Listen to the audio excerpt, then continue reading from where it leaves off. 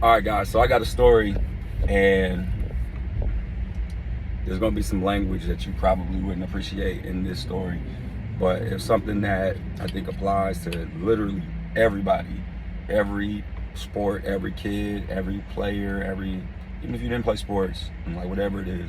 But I explained this to the high school kids last night at the clinic, and it kind of has something to do with uh, how some of the kids played over this past weekend.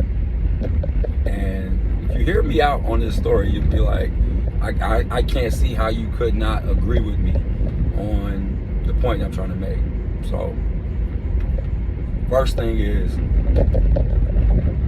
everybody starts off bitch. It's in there. Like it starts off in there. And I know you don't want to hear that, and I'm sorry about the language, but that's how it works. And then you basically do what you got to do to get as much of that out of your system as possible. One of my old coaches used to always say, and he'd say it, and I couldn't really understand what he was saying, but he would say, your worst habits are going to come out when, I can never think about the terminology he used, but basically at the worst possible time. The worst possible time, the worst habits are going to come out. And it's like, what are the odds of that? And then it actually makes perfect sense, because that is when it's going to come out, because it's going to be when you need it to not come out is when it's going to come out, because that's when you're under the most pressure. So whether it be championship game, and then all of a sudden you got to hit this clutch free throw and you scared. All right, well, this is it. There's so much pressure in that moment. Can you handle that pressure? And not everybody can. Some people can, but not everybody can. And I posted something the other day. I can't remember if it was this other thing or if it was something that Deion Sanders was saying. Deion, for sure, he was saying something about, you want these kids to be dogs, and then they really cats, because what are you doing to make them be dogs? But then I posted something else, and the guy explained, he's like, if you squeeze, and I might be messing this up completely, but he was like, if you squeeze an orange, what happens? Well, you squeeze it a little bit, nothing. But then you squeeze it enough, juice comes out. But what kind of juice is it? Well, it's orange juice. You squeeze an apple enough, apple juice. And so on and so forth. But why wouldn't apple juice come out of an orange? Well, because there was no apple juice in the orange. And that's simple. Everybody gets that. And so when you squeeze a kid who has bitch in them, I don't know why I put that myself, but, and I'm not by no means saying I got none in me or anything like that. I'm not putting myself on a pedestal or anything like that, but I understand this concept wholeheartedly. And so when you put pressure on somebody or something that has that in them, what do you think is going to come out? And you may think there's none in there, but maybe you just haven't had enough pressure to actually, you haven't been squeezed enough, or it's out, or you've gone through enough situations where it's out. And kids and parents and whoever think that you can avoid these processes, and you just can't. And so at the end of the day, I explained to the kids, when I was in high school, might be too detailed, but when I was in high school, I gave them an example. Like when I was in high school, I lived for a little while, for a few months. I lived at my grandma's house, and she lived in a notoriously, I'm gonna say notorious, but it's like a Mexican gang neighborhood in Carson, and they didn't really mess with black people over there. And I was from the neighborhood, and not gang affiliated necessarily or nothing like that, but just I grew up in the neighborhood that they don't mess with that neighborhood. And I was going to Carson High School, and literally every day I'd have to walk. She was kind of deep in the neighborhood, so I had to walk from the bus to the house. And every day, I remember that first day, I was like, man, I am not supposed to be taking this walk. And I had a homeboy, not even a close homeboy, like I just kind of had just met him like that year in those few months. So this wasn't my guy. This was like a guy who lived in the neighborhood with me. We met each other kind of on the bus for the most part, but we would walk through, and he was a black dude, but he kind of looked Mexican. So it was like we would walk home, and it was kind of like, all right, I guess I kind of get a pass because I'm with him, and he looked like he fit a little bit. Not, I mean, if you really knew, you would be like, nah. But either way, they may have known him. He might have grown up over there. But I remember my first day that he didn't go to school or something, and I was like, man, I got to get home. And there was another way to walk home, because we'd always have to go by certain people's houses and stuff, and it'd be like, man, if they trip, I don't know how this is gonna play out, but I got to get home. And so, but there was another way that you could walk like all the way around. So maybe from the bus stop, a 5-minute walk to her house, maybe like 10-minute walk. Walking is different. I ain't walked nowhere in a long time, but a 5-minute walk versus, you know, it might have been a 20-minute walk to walk all the way around the neighborhood to the other side. And who knows who I was going to encounter that way. At least I knew what it was going to look like. And this is like, I didn't have no cell phone or nothing. I was going to be walking down the streets trying to figure out how to get to the house. So anyway, first time I had to walk to her house, and he wasn't there. And I was like, damn, I don't know how this is going to work. I don't know how it's going to work out. But let's just take this walk. And took the walk, and I knew for a fact I was gonna have to walk by certain people's houses, and it's gonna be like by myself now, and I don't look like I fit for sure. They don't know me, I don't know them. I haven't even been over there long enough to even be cool with anybody anyway. And luckily, and mind you, I kind of would do what I could to like make sure. Never mind, I wasn't going to that. But nonetheless, nothing ever happened. Nothing ever happened. So now every day I get a little bit more comfortable doing it by myself or whatever. And so, but I was courageous enough in that moment, and I could have been a bitch in that moment, and then just walked all the way around, which would have probably been a bad situation anyway, because it was further, would have been in probably a worse situation. But my point is, that's a situation where I knew for a fact, like, this could go left, or it could go fine, and just had to, man up and just go do it. And a lot of kids don't even have situations like that.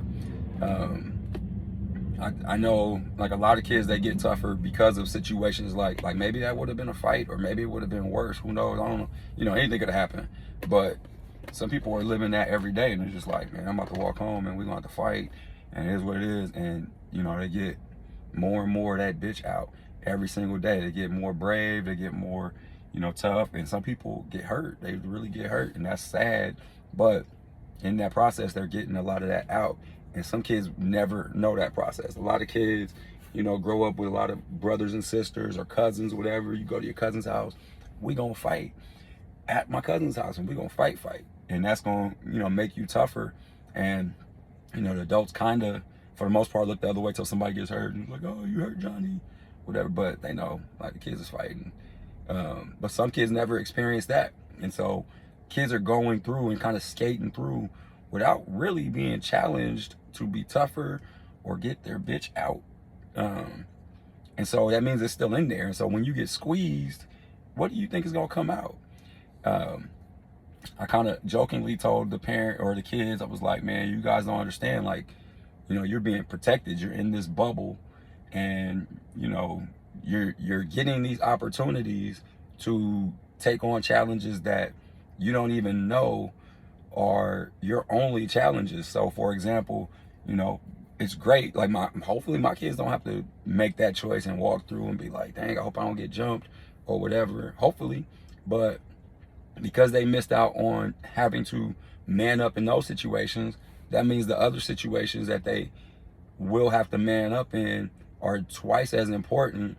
And it may just be that they're being brave enough to tell me that, oh, I broke the vase, and, whatever the penalty is the penalty. Well, that's, that's stepping up. That's being brave and bold enough to just deal with the consequences.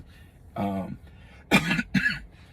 don't want it to seem like it has to be some type of gang situation or some type of really vicious fight situation. It could just be things that you're scared to do. Like, for example, there was a kid that was in the clinic last night, and we do this 2-on-2 drill, and he's going up to court, and I saw him get the ball guard. gets the ball, and first thing he does is throw it to the other guard who's also guarded, and it's like, why wouldn't you be the one to push the ball up the court? Well, he got a little bit of bitch in him. He was scared to do it in that moment, and then the other kid goes down court, gets double teamed, and then shoots it over a double team, misses, and the other guy's kind of standing there open, and it's like, I know he was probably feeling like, why didn't you pass me the ball? Well, you had your opportunity and you gave it to him. And how many other opportunities have you passed up because you were scared or whatever? And taking on those opportunities, those are the valuable reps that are going to prepare you for the situation that actually matters. Like, we just had practice, but the situation actually matters. You know, who knows how many, you might need 1,000 reps to have success in this situation. And you got 999. That one could have been the last rep to push you over the top that you were going to have.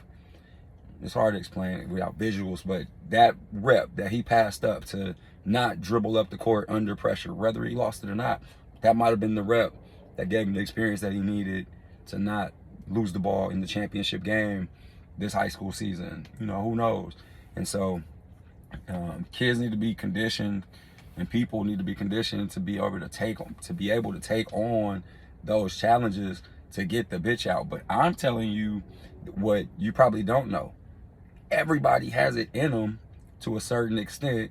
It's just they may be more comfortable with certain situations, and they got to get to the point where you train yourself. Like, you have to intentionally train yourself to get that out of your system, or it is in there. If you haven't taken steps, or you haven't lived a life that forces you to live a certain way and to be courageous and take on all these challenges, because some kids don't have a choice and some people don't have a choice. But if you do have a choice, usually you're going to choose left instead of right as far as taking on that adversity.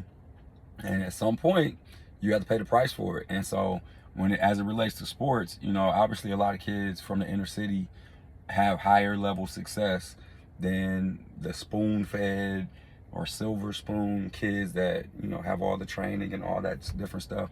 But a big part of it is because they're just not afraid. Like, they have less bitch in them. And so when the coach tells them, go do this, I know I tell kids all the time, go do this, and they understand it. It's time to go do it, and they're scared to do it. They literally are scared to do it. It's not I could not do it. They're scared of the consequences about doing it. And some kids that have less of that in them, they get straight to it. And, you know, they may even fail, but it wasn't because they were scared to do it. And that's a huge asset as far as achieving your goals, is just not being afraid to go do it. And so now you wonder, why are so many of those kids making it? And it's like, oh, it's amazing he made it. Well, a lot of those kids, it's amazing that they, you know, didn't get killed in their daily life or whatever. But once they actually make it in sports, that's not amazing. Like, that's kind of par for the course, because that's what sports are for. It's for that kid who don't have a whole lot of that in them, and actually has somebody take the time to put some skill and some structure around them, and then that's success. And that's pretty much the philosophy. So what do these other kids do that don't have to live this certain type of life, which I wouldn't want my kid to have to live that type of life? Well, they need to be taught, almost forced, to take on challenges and to get their, you know, bravery level up. I'm trying to avoid saying what I was saying, but they gotta be forced to take on more. And if they don't take on more, then it's just gonna come a time where, you know, somebody gonna take their stuff. Like, it's gonna be like, y'all don't, like, I'm telling you, your parents don't know what goes on in these locker rooms. Like, by the time you get to college, you're talking about scholarship level players that some of them, I can't go home. Like, I can't go home. I need this scholarship, and you in my way, and I will fight you for this scholarship. What's your kid supposed to do if he just ain't like that? Tell the coach? Well, that don't go over well either, because now the coach is like, I gotta save you. Well, who gonna save you when you're on the court? Like, who's gonna save you? It's gonna be a problem. And so it's a tricky situation. And I think it's something that you gotta take on early. And when I say take this on early, I'm not saying that something bad won't happen as they're trying to take on these risks to get the bitch out. But I would rather, like I was trying to explain to the kids at the clinic last night, at the high school clinic, it gets harder as you get older. Like for example, my son Sky just turned 7, and let's say he's in a situation, and it doesn't have to be a fight situation or anything like that. But let's say Sky was in a fight. You know how basic this fight would be?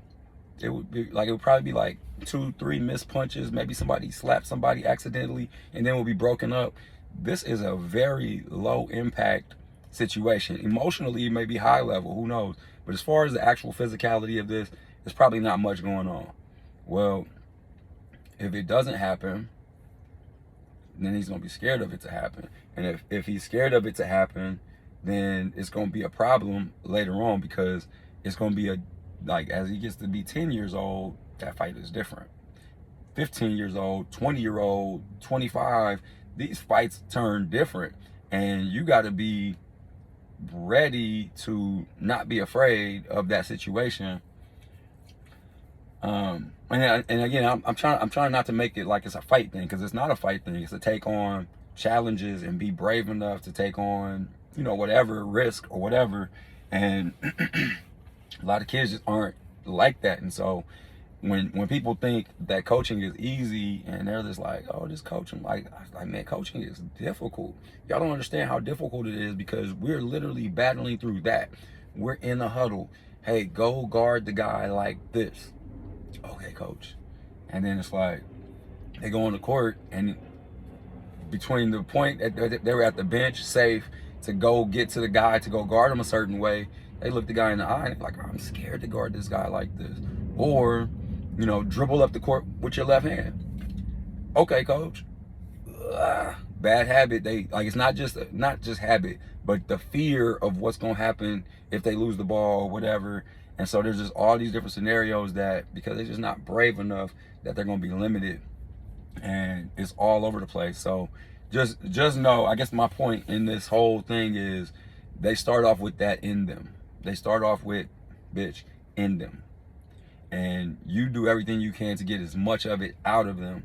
And if you're just hiding it and masking it, all you're doing, so when you mask it, all you're doing is just waiting until something squeezes you tight enough for it to come out. But it's gonna come out. There's no way for it to not come out. It's what's in there. And I asked the kids, like, well, what do you think is gonna happen to you when you get squeezed too hard? And they were like, I think I'm gonna fight. And I'm like, okay, we'll see about that. And they weren't talking about physically fight. They meant like fight to, give more effort. And honestly, it was one of the kids that I know he's not. I see him not. And so for him to say that, it's like, well, that's great. That's optimistic. But that's not what's going to come out, because that's not what's in there. So just know, whatever's in there is what's going to come out. And you as a parent on the sideline, when you see it come out, let's not be surprised, because you don't get surprised when orange juice come out of the orange, and you don't get surprised when apple juice come out of the apple. And so let's not be surprised when that come out of your kid, and we didn't do enough to get it out of them. And the situation put enough pressure on them to squeeze them. And then, so we're going on like 18 minutes here, so hopefully you're still listening. Another thing I explained to him, we end up, this is going to be kind of a story too, but we ended up playing against a team this past weekend with one of my lower level high school teams, and they played against a team that was an 8th grade team, but they actually were holdbacks. So they're probably the same age kids, but holdbacks. So they're about the same age, so to speak, but they were just, but either way, they were but the kids were way better. But I'm trying to gas my guys up, like, do not let a younger team punk you and beat you. They may be more skilled, but you should be physical enough to, like, I don't want to say run them over and nothing like that, but you should be physical enough to make a huge impact in the game. Like, the physicality of the game is a huge factor. So can't get run over. Well, it happened. We got to a point where we were probably like 15 points down, and I call a timeout and I tell the guys, man, you playing like bitches. And I hate to say that to them, but it's a, and I hope they don't, and people don't think I would tell that to them. out of how I feel. I'm saying it to them out of what I think they need to hear to get over the hump. Because I'm not mad. Like, I know this process. I'm not like, oh, go win. Like, I don't even expect that team to win, if I'm being completely honest. I don't expect them to do all of this stuff. I expect them to compete at their highest level, or I'm going to be frustrated with them. But this doesn't even come out of frustration. It comes out of, I think, if I push this button, I'm going to get a certain response.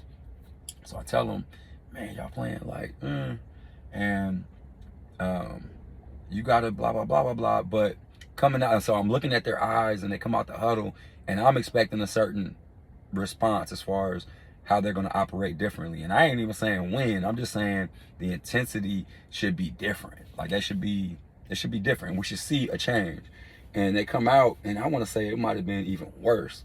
And so after the game, I thought about it, and I was like, well, because of what's in them, when I squeezed them like that, and the situation squeezed them like that, they came out of the timeout probably like, coach don't believe in me, and yeah, I might not be good, and I didn't tell them that they're not good. But I'm also not the type of coach to tell them, oh, you're great, and you're this, and you're gonna make all, like, I'm gonna tell them the truth, and I'm just being honest with them, because I respected that with the coaches that I dealt with that were honest with me, and I can make an adjustment based on honesty, not like, you can always, oh, he lied. Oh, he lied about this. The main reason why people don't like certain coaches. Oh, he lied. He promised me this and this.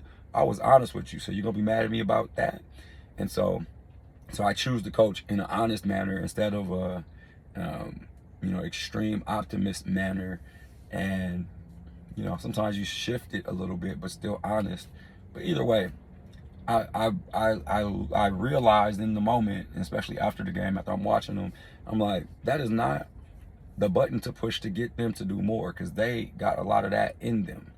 And so that was that. And so I'm like, do I adjust as a coach as far as what I'm saying to them? Maybe, if that's just to win the next game. And that's not even the goal. The goal is to get them better. I appreciate the experience for them so they can see what is in them, and hopefully they learn from it. And then I'm willing to go through the process with them to get more of it out of them, so that when the right button is pushed, they do stand up and fight. Like, the fight comes out, because that's what we put in there, not what's already started off in there. And then we had one of our other teams, which we played against that same program. We played against their older guys. And so I think we had like 3 or 4 14-year-olds on the court that started.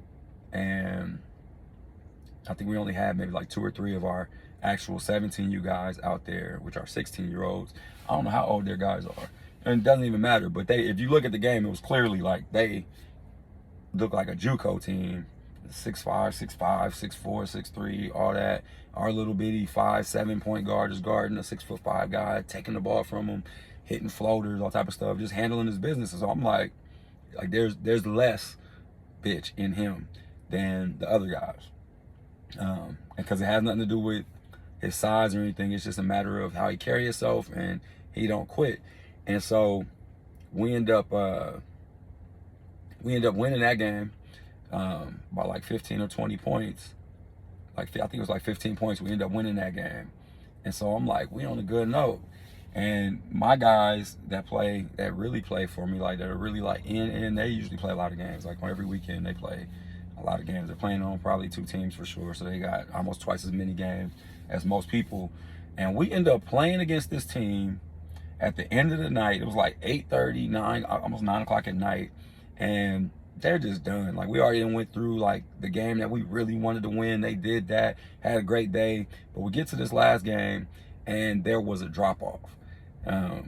Partly like one of the guys ended up starting to get cramps. One of our better players didn't even play because his legs were hurt or tired or whatever. And then we're playing in the game, and I'm looking at how the game is going, and we're being punked. Like, one of the guys on the other team is going crazy. Like, he probably had like 25 or 30 points. And when I tell you, I can see him just woofing every couple seconds. He's like in everybody's face, talking, doing the little YouTube little 3-point, all, like, he's doing everything, but he's saying a whole lot out of his mouth. So I start to ask the guys, like, hey man, what did he say to you? oh, he said, I'm gonna block your shot. And he's like, you shoot it. If he block it, get that shit out of here. And like, he's being extra. So I'm looking at the situation. I'm like, man, we getting punked. And one of our guys, I asked him, I was like, what did he say to you? He was like, oh, he told me that I'm sorry and I'm blah, blah, blah. I'm like, why would you say that to him? Like, I don't understand. And so the dude's being extra aggressive. And mind you, I have no problem with that. No problem at all. At one point, one of our guys, referee blew the whistle. Their guy had the ball. Our guy snatched the ball from him after the play, snatched the ball. From my understanding, he's completely within the rules. I don't think in the rule book it's like, after the timeout or after the whistle, you can't snatch. So he snatched it, and the guy didn't like it, so he shoved our guy. And so the dude was like super calm, and the referee didn't say nothing. So I like run on the court. I called a timeout. I'm like run on the court, like ref, you didn't see, blah, blah. And then the other coach, it started yelling at me. He acting like the grown-up version of these kids as far as how their temperament is, and they just feeling way too comfortable in it. Like, again, you know, there's different levels of basketball. We could be out there with a terrible team getting mopped, and you still ain't gonna talk to us and act tough like that, like you're acting fake tough, and nor should the coach. But they were, and so it's something about how we were playing that made them feel comfortable acting like that. And I told those guys, I told them, like, man, y'all playing like bitches, like, and not because we were, at that point it was a really close game, but we ended up losing. But you're operating in a manner where they feel comfortable acting like that, and it has nothing to do with the score. Like, they could be up by 50 and still know that, well, I ain't about to push him, and I ain't about to do this and this, because it has nothing to do with that. It has everything to do with how you moving and how you carrying yourself. And so, whoa, my seat's right more. So with that said, they ended up losing. We ended up losing that game. The coach came up to me after to talk to me about, oh, I didn't know my guys were talking, and I wouldn't. I'm like, man, I shook his hand. Good job. I told my guys before we shook hands, like, don't say nothing. We lost. Shut up. You don't get to, and because I stand on that. Like, you know, if you win, you can talk, and if you lose, you shut up. Like, you gotta, you know, you don't have to be disrespected, but you don't get to, oh, if this and this and this. And so, you know, they did their thing. They shook their hands. I looked the guy in the eye and shook his hand. Good game, and left it at that. But then after the game, he came up to me. He was like, oh, I didn't know. And I hate fake stuff. So me and the guy kind of got into it a little bit because he was trying to be fake. Like, oh, I didn't know they were doing that, and I don't let my guy. I'm like, I don't even, like, this is a fake conversation because you know you did. And I don't even care how you coach or what you did with your guys. I care about my guys. That's what I told them. I care about my guys playing in a manner where your guys thought they could be tough guys today, and we'll fix it. And so that conversation didn't end well. So he went his way, I went my way, mad the rest of the night. And then the next day, we had a whole bunch of games, so I wasn't really paying attention to the schedule and like who was winning and moving on. But a lot of games were back to back, and it just happened to be. And so mind you, I told my guys they were playing like bitches. The old boy that was cooking, and told some of our players, like, oh, you sorry and you this and this. And I'm like, I don't know. This is like the Twilight Zone, because why would he think he going to say that stuff to our guys? So we played in the championship, and we happened to be walking over to the court, and I look, it's the same team. So it's the team that was talking all that shit. They was talking all that stuff, and I was like, and now we got all our guys now, by the way. So all our guys are there. And, you know, pre-game, it wasn't even a whole lot of X's and O's. It was literally like, this don't always happen, man. Like, y'all lost, and they was talking, and they this. We get a do-over, basically, in a situation where it matters even more. And at the end of the day, and this is how the stories tie in, the guys I'm looking at, they don't have a lot of bitch in them. They don't have, you know, and I'm not to say that there's none, but they don't have a lot in them. And so when I squeezed them the previous day and told them that y'all playing like bitches, blah, blah, blah, blah, blah, they had a different response than what the other team had, our other team. And so their response, completely different. The one player in particular, which was T1, which when he go crazy, I call him T3, because he goes crazy sometimes. And so so the kid that had told him he sucked He's like, oh yeah, you suck, blah, blah, blah. Well, not that day. And I thought he had played pretty well the day before, solid at least. But on this day, and mind you, we're playing up like 3 divisions. And so on this day, T1 probably scored 25, could have been even 30 points. And most of them, he probably scored at least 18, 20 points on that particular kid, just going straight through him, knocking down jumpers on him, beating him to the basket, getting and ones, just basically punking the kid. And it was a good payback. But his response, it was, you know, if you squeeze him enough, it's not no bitch coming out. He gonna stand up and fight.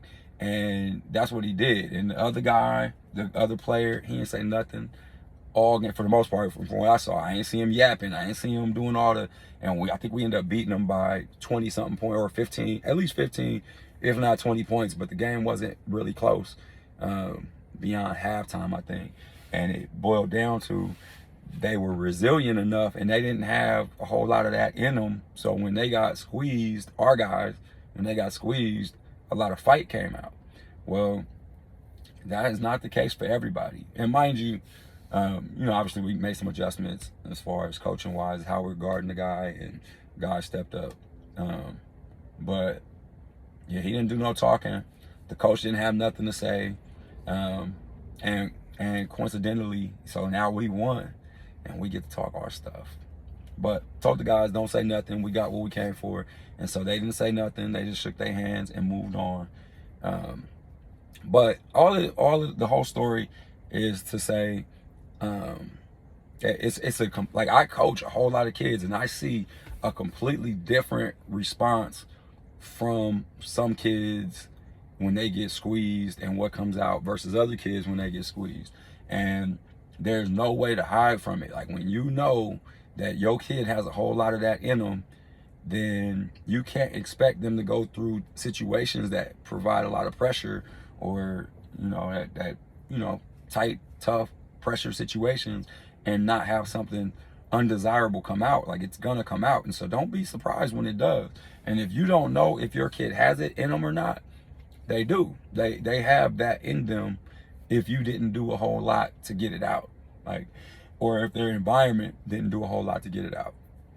And once they get it out, I promise you, everything changes. Like they get better so much faster. Once that isn't a limiting factor, they get better so much faster. So I'm not telling you to go drop your kid off in Compton and have him fight for his life. That's not what I'm saying.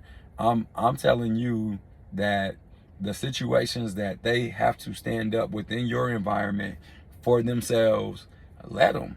And the situations where, you know, they try to stand their ground on certain things or whatever. And I'm by no means am I talking about, Mom, get out of my room. That's crazy. Don't let them do that. But you do want to nourish and like feed the, I don't know, the fight through adversity that a lot of the kids never have to do. And otherwise, it's in there. So if you haven't made a conscious decision to say, we're going to get some of this out, whether it be, all right, we're going to go to the gym and we're going to make 300 shots. And then they get to 200 and my arm hurts. All right, that's the bitch coming out. We said we're going to do 300. We at 200. There's another 100 shots. We ain't punking out now. We're going to push through. Well, that's a step. That's a step of not punking out of a situation. And the more you let them do that, like some people are doubling down on it. Like they started with this much in there, and now as a 15-year-old, they got more than what they started. And we're going in the wrong direction because you're going to be real frustrated, and you are going to be the kid that has to transfer 10 different schools throughout high school because there's going to be adversity. And when there's adversity and it starts to bring pressure, you are going to have an undesired response. And that's going to affect how the coach perceives you. And that's going to affect the playing time that he thought he was going to give you, or whatever whatever he promised or whatever. Well, he promised you this under the assumption that you didn't have that in you. He thought when you got squeezed, you were going to fight because you were 6'4" and you looked strong and you blah, blah, blah. Well, don't mean nothing. Don't mean anything that you physically look like that. What that means is you have potential. But if inside you still got a lot of that, it's gonna come out, and then it's gonna change everything. It's gonna change how people play against you. It's gonna change how your teammates perceive you. It's gonna change how the coach plays you, and you don't want that to be the case. So, long story. Hopefully it was useful, and hopefully we can get some of that out of some of the kids, including my own kids, because they got some.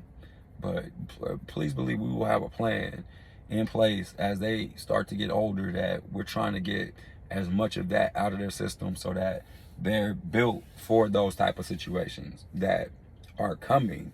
And that's what I'm saying. Those situations are coming. There's no avoiding them. In everybody's life, you could be somewhere in Hawaii eating grapes and everything is beautiful. And once that's your reality, there's going to be ups and downs from that reality. So everybody has ups and downs, no matter if you're living amazing or living terrible. There's somebody in jail for his 30th day or 30th year in jail who had a good day today. He actually had a great day. And then there's a millionaire who is driving a Bentley and it got scratched by like somebody dinged his door. He's having a terrible day. He's living like that, but now he's having a terrible day. And so you're telling me a guy who's been in jail for 30 years has a better day than the guy who's driving around in his Bentley and it got dinged? Well, because it's all perception. It's like, it's how you create it. And so I say that to say it's going to be ups and downs, but how you tolerate it and what comes out when you get that adversity is going to have everything to do with what's inside. So get it out.